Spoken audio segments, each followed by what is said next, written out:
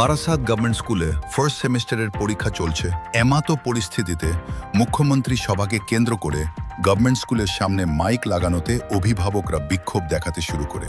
প্রথম স্কুলে কর্তৃপক্ষকে জানিয়েও কোন কাজ হয়নি, থানাতে গিয়ে এই মহিলারা বিক্ষোভ দেখান। কোনো পার্টিগত থেকে আসিনি, আমরা Barasat government PCS government high স্কুলের আমরা সবাই অভিভাবক। আমরা কোনো পার্টি, কোনো দল বদলের ব্যাপার না, কোনো রং মাখামাখি করতে আমরা কিন্তু আসিনি।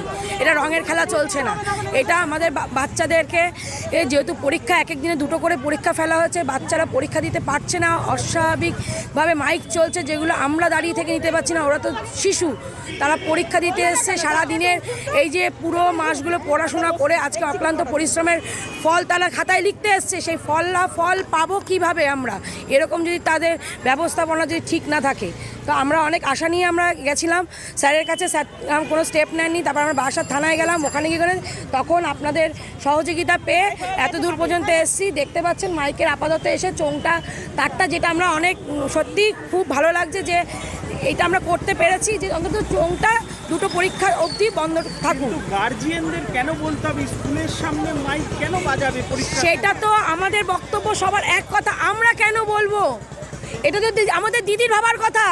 সে ওখানে থেকেই অর্ডার দিয়ে দেবে। আমি যাচ্ছি ওখানে, কোনো থানা, কলেজ, কোনো স্কুল, হসপিটালের সামনে এগুলো বাজানো যাবে না, সেটা আইনত নিষিদ্ধ। এখন পুজো প্যান্ডেলে রাত্রি 12টা অবধি বাজায় না, নিষেধাজ্ঞা রয়েছে। তাহলে এর বেলা কোনো নিষেধাজ্ঞা নেই কেন? একটা স্কুলের সামনে এইভাবে অস্বাভাবিকভাবে মাইক চলবে? স্কুলের সামনে যে পোস্টে মাইক বাঁধা হচ্ছে, সেই পোস্টে মাইকের তারটা খুলে দেওয়া হচ্ছে, কিন্তু তার আগে যে পোস্টে, সেই পোস্টে মাইক এখনো বাজছে না, তাদের ওগুলো বাজছে। আমরা বলেছিলাম অন্তত আমাদের স্কুলের সামনে যে পরপর পোস্টগুলো আছে সেগুলো অন্তত বন্ধ করুন। পরীক্ষা চালু হওয়ার কতক্ষণ ধরে বাজছিল? পরীক্ষা চালু হওয়ার আগের থেকেই বাজছিল। আমরা এসি 10:30 পৌনে 11টায় স্কুলে এসেছি, তখন থেকে দিচ্ছি কন্টিনিউয়াস বাজছে। 11:30 বেজে গেছে, পরীক্ষা স্টার্ট হয়ে গেছে, তবুও বন্ধ হয়নি। কতক্ষণ হয়েছে পরীক্ষা? পরীক্ষা 11:30 শুরু হয়ে গেছে, মানে তারা তো মানে পৌনে 11টা 15টার মধ্যে খাতা দিয়ে দিয়েছে, অতিক্রম হয়ে গেছে।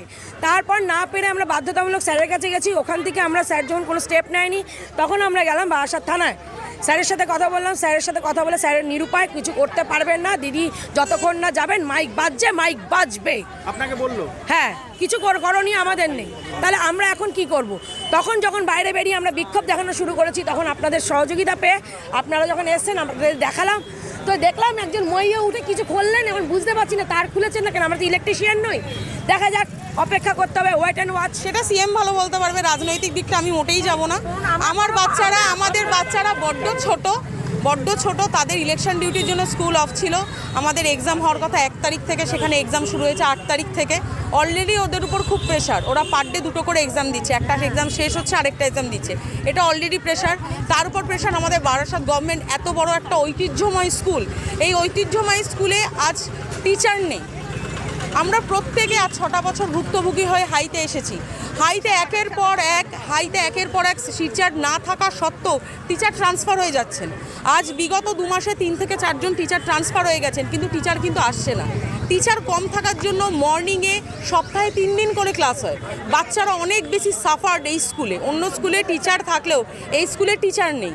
ওরা অনেক সপ্তাহে 3 দিন ক্লাস করে, ওরা অনেক বেশি খাটতে হয় ওদের।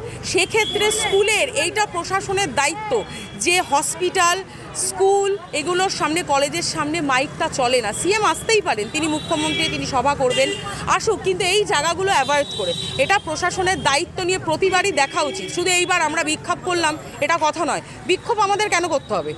প্রশাসন, তিনি তো মুখ্যমন্ত্রী, তিনি তো আমাদের সবার প্রধান, ওনার তো আগে ভাবা উচিত আমার আগে। এই ক্ষেত্রে আমি বলবো প্রশাসন সাহায্য করেনি, আমরা নিজেদের মতো উদ্যোগ নিয়ে এখানে এসেছি। আপনারা মিডিয়ারা এখানে এসছেন, তাদের সহযোগিতায় মাইকটা আপাতত বন্ধ আছে।